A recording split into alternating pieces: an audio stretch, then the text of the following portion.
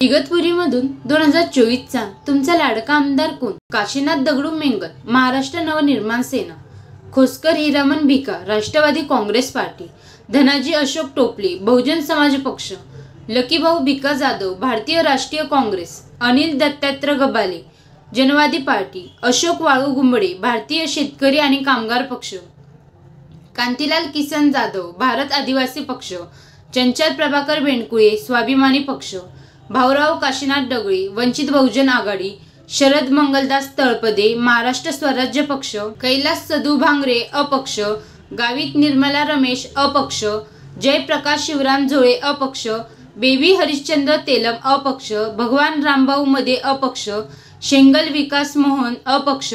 शंकर दशरथ जाधव, अपक्ष. इगतपुरीमधून 2024चा तुमचा लाडका आमदार कोण? कमेंट बॉक्समध्ये टाईप करा. प्रतिनिधी इंडिया लाईव्ह 365 मी अंजली आयरे.